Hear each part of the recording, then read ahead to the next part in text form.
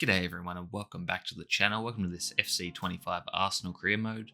This is episode 2. Make sure to drop a like and subscribe, and thanks to everyone who watched the previous episode 1 of the series, and I just want to say a big thanks to everyone who's been a long time viewer or just a first time viewer. Really hoping to improve my YouTube ability and just upload more consistently. But getting into this one now, we're going to be up against Brighton in this first game. I think going to be a few games in this episode, and then I think after this one, I'm going to be smashing a few more games together here and there just to try to get through the episode and the season quicker, just because I don't want season 1 especially to drag on too much. But as always, make sure to leave your feedback down below in the comments.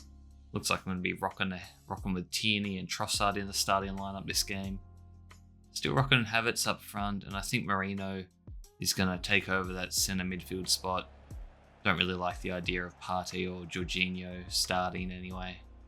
But Brighton, they have João Pedro, who's really burst onto the scene nowadays. I remember when he was a youngster playing for, I think it was Watford he was in, before he's really made a name for himself here at Brighton. And here we get into the second half, and Brighton actually score from a corner, which is basically what Arsenal are known for in real life, just scoring from set pieces, but unfortunately we couldn't stop them from doing the same. We get a couple of shots here, but it ricochets off and goes out for a corner. You see we've made some subs here. It's going to be our turn now to whip in the corner. And here's our man, Gabriel, from the corner from Declan Rice. And Gabriel scores. What a great player he's been for us this season and for his whole career, to be honest. As we get it forward here in stoppage time, and Jesus scores. But it's been ruled out for an offside. It did look offside at first glance, but you know they don't call it till late, and that really is a bit painful there. But a good even game there. You see the stats there, but it's never good to drop points, especially at home to a team that is really not a lot inferior, but you definitely rate Arsenal above Brighton, that's for sure. But speaking of Brighton, they have quite a good squad. I really like their player Matoma as well. He's the Japanese international player, so I might look at him to bring him in next transfer window, but you never know. Plenty of options, as we're going to be getting in our first derby of the season up against Tottenham. We're currently sitting 4th, they're 8th. Still very early on in the season though, under a fellow Aussie in Ange Postecoglou. Hopefully we can get the job done, but it is at Tottenham Hotspur Stadium, so it's going to be a tough game. Looks like we're going to be rocking our strongest 11. So hopefully we should be able to get the job done, but Tottenham are an interesting team, and what a ball there. I think that was from Werner, but David Raya manages to get it and we managed to clear it. But we play around with it there, a dangerous pass, and Heung-min Son is going to make us pay. Yes, he goes across the keeper, crossbar and in. What a finish from Heung-min Son, the South Korean, the wonder boy, the captain. And he gives them an early lead there. Just shouldn't be mucking around with it at the back there. Should have just cleared it. As Kulishevsky waits for the overlapping run of Bentancur. They get a bit lucky there. They get to Son, who plays in Timo Werner. And Werner has the pace to get past our defenders. And he scores a second. And just like that, it's 2-0 in under 15 minutes. And it's not looking good. This is an absolute horrible start for us. So we're going to have to do something special now. And Saka plays in White. Will White go all the way? No, he unselfishly gives it off to Marino for the easy tap in. And we get one back quickly to quiet the crowd and to get back into this one as we get into the second half. Now Saka's going to play one over the top to Martinelli, and Martinelli's going to stab at it, but he misses the target. I believe he was onside too, so a big letdown there from Martinelli.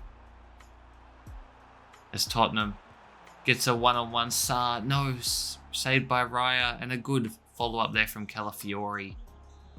As we have a corner now, 70th minute. Saka whips it in. And that was Gabriel again, it is. And he scored 2 goals in 2 games. The set piece wizardry of Arsenal comes through yet again. And we've tied their game. A good fight back here. But Son just turns and Gabriel has a mistake. And Raya comes out, but Son chips him. And what a finish from Heung-min Son there. Raya, can't really blame him too much. It was going to be tough to stop that one-on-one.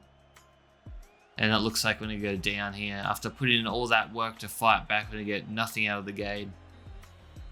as that pass, I think it was from Erdegaard, goes out of bounds. I can't believe that pass. That was an absolute terrible pass. And that's going to be all she wrote. All 3 points go to Tottenham. And a big, big letdown that was. Not to get anything out of that game after being 2-0 down. To claw and fight back to make it 2-0 and then to just give up a silly goal there. There was really no build-up. I just ran too far forward with my centre-back there and Son just turned on the jets and ran away. You see the stats there again, a pretty even game. Tottenham had the slight edge. But yeah, just very disappointing. And here we're going to be getting into our first Champions League game of the series. Now, let me know down below in the comments if you guys know about this new format, because I'm not going to lie, I don't have much of an idea about what's going on. I just know it's one massive group now and you play about 6 or so games and then you advance to either the knockouts or you get a bye. I don't really know how it works, but we're going to be going up against, what are they called? Bergamo Calcio, which is the team Atlanta. So they've got the old Arsenal player Kolasinac there I saw in the back line. They've also got a thing that said Quadrado as well. I didn't know he played for them. We're going to rock our strongest team, I think, as well, or are we going to make some rotations? Might bring in Zinchenko here, but I do like our squad. I just want to upgrade maybe a couple positions, like I said in the previous episode, and then maybe make some position changes, because I can see Sterling might get recalled by Chelsea if I don't play him enough. So I'm going to rock him for this game, and hopefully they don't come knocking. Although if we do lose him, it's not the biggest deal, is it? Because he hasn't been good for us in real life, and I'm not sure he's going to be much better in this career mode.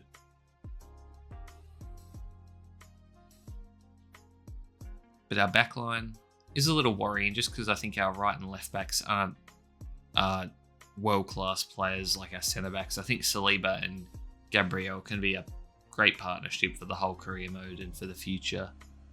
I mean, Saliba, just an absolute great defender and speedster. And then Gabriel is just scoring goals for fun as well, it seems. We get an early goal here through Saka, which is good to see. We've rectified our poor start from last game into a good one this time. We get ahead to Sterling. Sterling's going to hit one on his left, but it gets saved and it goes out for a corner. And is there going to be a corner kick? You bet there is. Saka is going to whip this one in. Will Gabriel be on the end of this one? No, he won't, because he's not even in the lineup. But what a finish that was from Jesus. Looking like Jackie Chan there. A bit of kung fu from the Brazilian. And the striker that Arsenal are looking for. Maybe we've had him all along. Gabriel Jesus lost his spot to Havertz so far this season. Wouldn't be happy about that, and he could be possibly moving on, or maybe I move him to the wing. What do you guys reckon? He comes up with a great goal there. And then again, he thunders another one home. And what a pass there from Sterling, I think that was. We make it 3-0, and Gabriel Jesus is having a great game, so I'm going to have to look at playing him in future games as well. As we have another corner here. Are we going to get anything from it? Doesn't look like it, no. That's going to be all she wrote, but a good 3-0 win there to get all 3 points and to move ahead in this Champions League stage. That's a good start, as this is really the competition I want to win. Yes, it'd be great to win the Premier League, and obviously that's another main goal as well. But to win the Champions League, something Arsenal's never done, would be absolutely awesome, and the fans would be ecstatic. They deserve it. And you see the stats there. We dominated from start to finish. Although it was 50-50 possession, we were just more dangerous with it. As you see some other results there from around the grounds, you could pause to go back and see that. In our next match, we'll be up against Manchester City, so our big, big game. That'll be at the start of next episode, as Timber has a couple concerns for me. You see there, Manchester City are 4th. We're currently 7th, so a big game early in the table. And we have an injury here, and it's going to be Takahiro Tomiyasu. Luckily, it's not a big injury. Only a 5-day injury, but I do turn the injury slider up. I'm not sure if I've done that yet or not. But just to make the series and season a bit more realistic, and I like using the depth of the squad, and to do that, you kind of need players to miss here or there. But there's never really enough injuries in the default career mode slider settings anyway. But yeah, that's going to do it for this one, guys. As I said before, make sure to drop a like, comment, and subscribe. All feedback is greatly appreciated. And I'll see you in the next one. Thanks for watching. Peace.